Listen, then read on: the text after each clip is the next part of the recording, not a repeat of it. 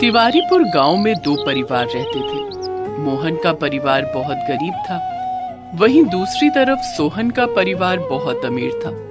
दोनों की पत्नियां गर्भवती हो जाती हैं। कश्मीरा, मैं चाहता हूँ कि हमारे घर पर एक बेटी पैदा हो। हम उसका नाम लक्ष्मी रखेंगे। पर मैं चाहती हूँ कि हमारे घर बेटा पैदा हो, हम उसका नाम कुबेर रखेंगे। कश्मीरा, ये तो सब ऊपर वाला ही तय करेगा। ऊपर वाला जो भी देगा हमें दिल से स्वीकार करना होगा। जी, आपने बिल्कुल सही कहा। वहीं दूसरी तरफ सोहन अपनी पत्नी से बातें कर रहा है। रानी, मुझे पूरा भरोसा है कि ऊपर वाला इस बार हमारे साथ गलत नहीं करेगा। ऊपर वाला अभी तक कर रहा था क्या? कोई भी संतान जीवित क्यों नहीं बचती हमारे यहाँ? इससे पहले 3 बार मुझे माँ बनने का मौका मिला, लेकिन जन्म होते ही वो चल बसे। जब तक हमारे घर संतान पैदा नहीं होती, हम कोशिश करते रहेंगे, और तब भी अगर कुछ ना हुआ तो हम बच्चे गोद ले लेंगे ना। तुम परेशान मत हो, पैसों में बड़ी ताकत होती है। डिलीवरी का दिन आता है। गांव के ही छोटे से सरकारी अस्पताल में मोहन और सोहन दोनों की पत्नियों की डिलीवरी दिन एक ही है। सोहन जी, माफ कीजिए, या तो मैं सिर्फ आपकी पत्नी को बचा सकता हूँ या फिर बच्चे को। दोनों का बचना नामुमकिन है। डॉक्टर की बात सुनकर सोहन एक बार फिर से परेशान हो जाता है, क्योंकि ये घटना उसके साथ इससे पहले भी 2-3 बार हो चुकी थी। डॉक्टर साहब, अगर हमने बच्चे को बचाया तो माँ मर जाएगी। माँ को बचाया तो बच्चे को ना देखकर माँ वैसे ही मर जाएगी। प्लीज इस बार कुछ कीजिए। सोहन डॉक्टर के सामने गिड़गिड़ाने लगता है, लेकिन डॉक्टर नहीं मानता। उसके पास कोई भी ऑप्शन नहीं था कि आखिर वो क्या करे। डॉक्टर साहब, आप चाहे जितने रुपए ले लीजिए, 5 लाख 10 लाख, लेकिन कुछ ऐसा कीजिए कि माँ और बेटा दोनों बच जाए, या फिर रानी की गोद में किसी न किसी तरह जब सुबह उसकी आँख खुले तो एक औलाद होनी ही चाहिए। इतने में कंपाउंडर डॉक्टर के कान में आकर कुछ कहता है। आप जरा मेरे साथ आइए। सोहन डॉक्टर के साथ उसके केबिन में चला जाता है और दोनों अकेले में बातें कर रहे हैं। देखिए सोहन जी, मेरे पास एक जुगाड़ है। लगता है ऊपर वाले ने कुछ इंतजाम करके भेजा है इस बार। जल्दी बताइए डॉक्टर साहब, आखिर क्या करना होगा मुझे? इसी अस्पताल में एक माँ ने 2 जुड़वा बच्चियों को जन्म दिया है। अभी तक उन्हें ये नहीं पता है। अगर आप चाहें तो एक बच्ची मैं आपको दे सकता हूँ चुपके से, किसी को पता नहीं चलेगा।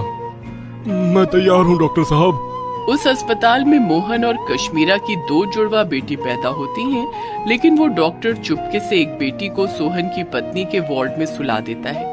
जब रानी की आंख खुलती है तो वो अपने पास एक बच्ची को देखकर खुश हो जाती है। आज मैं बहुत खुश हूँ, ऊपर वाले ने मेरी सुन ली। इतने में वहाँ पर सोहन आ जाता है। आज तो तुम खुश हो ना रानी? हमारे घर एक बेटी ने जन्म लिया है, मुबारक हो। आपको भी मुबारक हो। मोहन और उसकी पत्नी कश्मीरा अपने घर में अपनी बेटी के साथ खेल रही हैं। बेटा लक्ष्मी, ये बिल्कुल तुम पर गई है कश्मीरा। हम अपनी बच्ची को बहुत ही नाजों से पालेंगे, इसे कोई भी तकलीफ नहीं होने देंगे। एक तरफ लक्ष्मी एक गरीब परिवार में बड़ी होने लगती है, तो वहीं दूसरी तरफ लक्ष्मी की ही बहन मीरा एक अमीर परिवार में बड़ी होने लगती है। गांव के सभी लोग एक ही स्कूल में पढ़ाई करते थे। लक्ष्मी और मीरा भी उसी स्कूल में पढ़ती थी, लेकिन दोनों इस बात से अनजान थी कि वो दोनों सगी बहनें हैं। मीरा, क्या तुम मेरी सहेली बनोगी?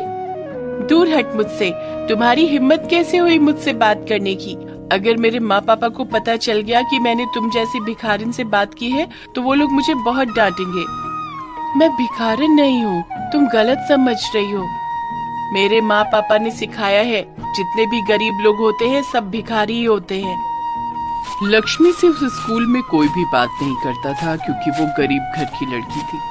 मीरा अपनी सहेलियों के साथ अक्सर बिल्लू काका की दुकान पर समोसे खाया करती थी और लक्ष्मी दूर से उन्हें देखा करती थी। मेरा भी समोसे खाने का मन होता है, लेकिन मैं पापा से नहीं कह सकती, वो वैसे ही परेशान रहते हैं। अरे बिल्लू काका, कभी कभी तो आप बहुत अच्छे समोसे बना देते हो, पर आज तो 1 नंबर के घटिया समोसे बनाए हैं आपने।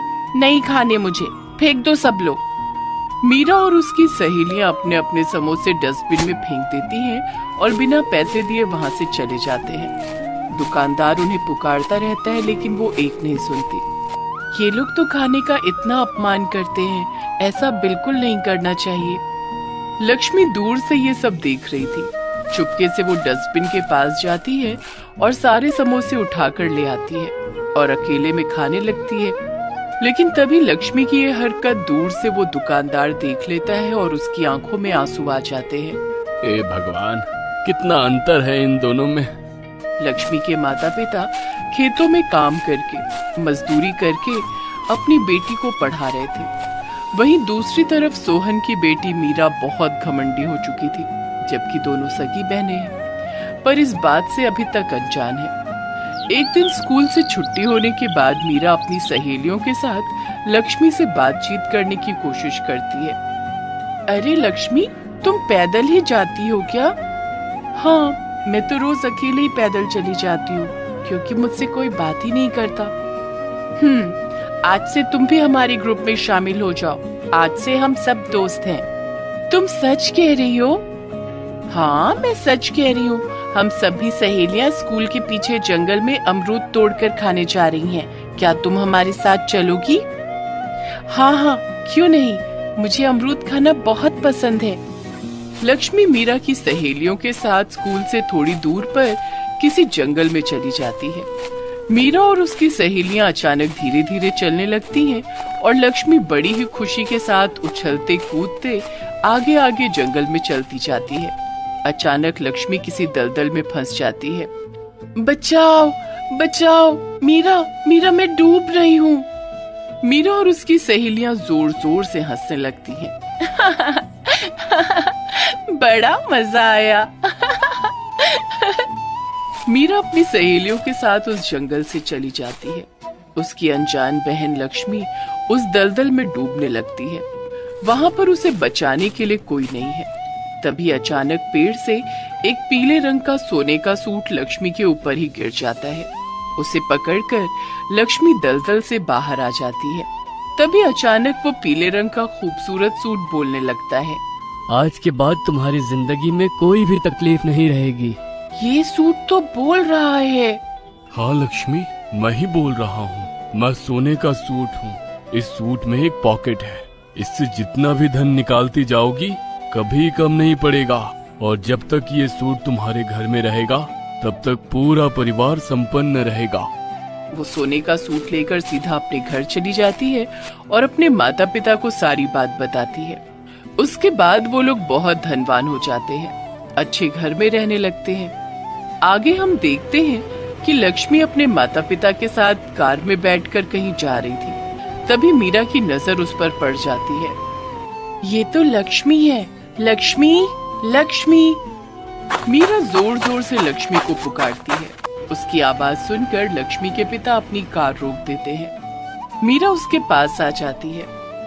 लक्ष्मी, तुम तो पूरी तरह से बदल गई। तुम इतने दिन से स्कूल क्यों नहीं आ रही थी? उस जंगल वाली घटना के बाद मुझे बहुत पछतावा हुआ।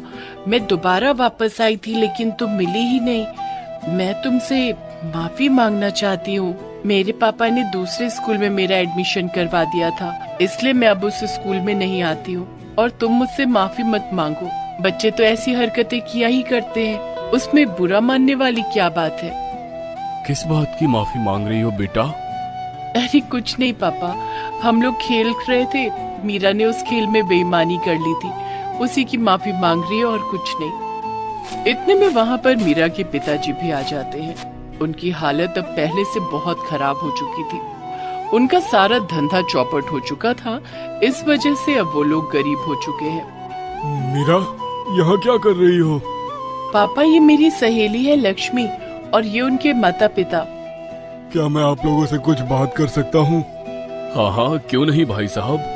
मुझे पैसों का बहुत घमंड हो गया था, इसीलिए मेरा सारा बिजनेस चौपट हो चुका है। मैं सब कुछ पैसे को ही मानता था।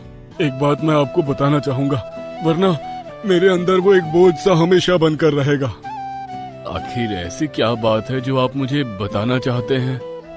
मैं आपका कर्जदार हूँ। उस दिन आपके घर एक नहीं बल्कि जुड़वा बेटी पैदा हुई थी। अगर आप चाहे तो डॉक्टर से पूछ लीजिए। मेरी पत्नी का मिसकैरेज हो गया था, लेकिन ये बात मैंने उससे छुपा ली और डॉक्टर को 5 लाख रुपए देकर चुपके से आपकी एक बेटी मैंने ले ली। इसका मतलब लक्ष्मी और मीरा सगी बहनें हैं? हाँ भाई साहब। लक्ष्मी मेरी बहन है, मैं बहुत खुश हूँ पापा। मैंने अपनी बहन के साथ कितना गलत किया। तो इस तरह से दोनों बहनों को पता चल जाता है कि वो दोनों सगी बहनें हैं। मोहन सोहन की बिजनेस में उसकी मदद करता है और दोनों परिवार एक साथ मिलकर रहने। राजसमंद नामक एक गांव में जगमोहन अपनी पत्नी सोमा और बेटी गुड्डी के साथ रहता था। जगमोहन के पास जमीन तो थी लेकिन साधन ना के बराबर थे। कुछ समय पहले उसके पास बैल थे लेकिन घर के हालात बिगड़ने के कारण उसने उन्हें बेच दिया। उनकी हालत बहुत ही दयनीय स्थिति में थी। घर के हालात देख उसकी पत्नी सोमा ने उससे कहा, मेरी बात मान लीजिए जी, मुझे ठाकुर के यहाँ काम करने दीजिए। साफ सफाई और घर के काम ही तो करने हैं। क्या फर्क पड़ जाएगा अगर मैं वहाँ जाकर काम कर दूं? कम से कम घर के राशन पानी का तो खर्चा निकल ही जाएगा। ऐसी बात मत किया कर रेनू की माँ, तेरी बातें मेरे दिल को छलनी कर देती हैं। ये मेरे लिए मर मिटने जैसा हो जाता है। सोमा, तुम जानती नहीं हो उस ठाकुर की नीयत कितनी गंदी है। वो अपने घर पर काम करने वाली हर औरत पर बुरी नजर रखता है और मैं नहीं चाहता कि वहां जाकर तुम भी उसकी गंदी नजर का शिकार बनो। ना ना, मुझसे तो नहीं देखा जाएगा और मैं तो गांव में किसी को अपना मुंह भी नहीं दिखा पाऊंगा। नहीं नहीं, तू वहां काम करने नहीं जाएगी बस। जगमोहन दिन भर इसी चिंता में रहता था कि वो अपनी पत्नी और बच्ची को ढंग का खाना और कपड़े तक भी नहीं दे पा रहा था। वो फटे पुराने कपड़े पहनकर ही गुजारा चला रहे थे। जगमोहन जब भी गांव में किसी से मदद मांगने जाता कि हल और बैल दे दो या ट्रैक्टर उसके खेतों में चला दो, तो सभी उसे मना कर देते। एक दिन अपने खेतों को फावड़े से खोदते खोदते वो अधमरा सा हो गया। उसकी सूखी जमीन पर फावड़ा भी नहीं चल रहा था, लेकिन वो लगातार फावड़ा चलाए जा रहा था। उसकी आंखों के सामने बार बार अपने परिवार का चेहरा आ रहा था। उधर गांव का ठाकुर गीदड़ की तरह नजरें गड़ाए बैठा था कि कब जगमोहन मदद के लिए उसके पास आए और वो उसकी जमीन हथिया ले। वो जब भी जगमोहन से मिलता था तो उसे एक ही बात कहता था, जगमोहन, रे तुझे कितनी बार कहा है अपनी जमीन मुझे दे दे, मैं तुझे उसके अच्छे दाम दे दूंगा। नहीं साहब, पैसे तो एक दिन खत्म हो जाएंगे, लेकिन जमीन ये मेरे पूर्वजों की निशानी है, भला इन्हें मैं कैसे बेच सकता हूँ। ये कहकर जगमोहन चला जाता है। ऐसे ही कुछ दिन बीत जाते हैं। एक रोज सोमा उससे कहती है, सुनिए जी, घर में आटा नहीं बचा है और ना अचार सब्जी कुछ भी खाने को नहीं है। अब हम क्या खाएंगे जी? सोमा, तू रेनू के लिए कुछ देख, है तो हम तो भूखे भी सो जाएंगे। लेकिन आपने भी तो सुबह से कुछ नहीं खाया जी, आपको भी तो भूख लगी होगी ना। भूख तो लगी है सोमा, लेकिन मेरी जेब में पैसे नहीं है कि मैं बाजार जाकर आटा खरीद सकूं, और खेत पूरी तरह बंजर है, उसमें घास तक का एक अंश नहीं होता है। अपने पति की लाचारी देख सोमा को उस पर दया आती है। फिर उसका ध्यान अपने पति की बात पर जाता है और वो आंगन में लगी घास को देखती है। फिर उसे तोड़कर लाती है और उसे पतीले में उबाल लेती है। फिर सिलबट्टे पर पीसकर उसका पेस्ट बना लेती है और उसमें नमक, मिर्च, हल्दी, अजवाइन मिलाकर उसे तवे पर डाल देती है। फिर उसकी गोल सी रोटी बनाकर तैयार कर लेती है। ये ले रेनू, मेरी बच्ची, अपनी माँ को माफ करना। घास की रोटी बनाने के अलावा मेरे पास और कोई चारा नहीं था। तो क्या हुआ माँ? मास्टर जी कहते हैं हमारे महाराणा प्रताप भी जब जंगल में रहे थे तो उन्होंने भी यही हरे घास की रोटियां खाई थी, तो फिर हम क्यों नहीं खा सकते? बिल्कुल सच कहा मेरी बच्ची। फिर जैसे ही रेनू और जगमोहन उसे अपने मुंह में डालते हैं तो उसे खाकर कहते हैं, वाह माँ, ये तो बड़ा ही स्वादिष्ट है। हाँ सुमा, ये तो लाजवाब है। की आंखों से आंसू बहने लगते हैं। मैं जानती हूँ ये इतनी अच्छी नहीं है, आप दोनों बस मेरा मन रखने के लिए कह रहे हैं। फिर उन तीनों की आंखों से आंसू बहने लगते हैं। तभी दरवाजे पर कोई आदमी आता है। जी, ये जगमोहन जी का घर है। जी हाँ। तभी जगमोहन आता है। क्या बात है भाई साहब? दरअसल मैं लॉटरी विभाग से आया हूँ। कुछ महीने पहले जो आपने लॉटरी खरीदी थी उसका आज रिजल्ट आया है और आपने इस लॉटरी को जीत लिया है, जिसका इनाम पूरे 25 लाख रुपए है। 25 लाख रुपए? और साथ में ये, हाँ जी, और साथ में ये आज का खाना हमारी कंपनी की तरफ से आपके लिए। ये सुनकर जगमोहन, सोमा और रेनू सब बहुत ही खुश होते हैं। अब उनके दिन बदल जाते हैं। जगमोहन ट्रैक्टर बुलवाकर अपने खेतों पर चलवाता है, जिससे उसकी बंजर भूमि में जान आ जाती है और उसमें फसल उगाती है। साथ ही वो अपने लिए पक्का घर भी बनवा लेता है और अब शहरों से नई नई खाद लाकर अपने खेतों पर डालता है, जिससे उसकी फसल अच्छे से तैयार हो जाती है और वो उससे भी काफी पैसे कमाने लगता है। देखते ही देखते अब वो उस गांव का सबसे अमीर आदमी बन जाता है। अब वो अपने परिवार की हर इच्छा पूरी करता है और खुशी खुशी उनके साथ रहने लगता है।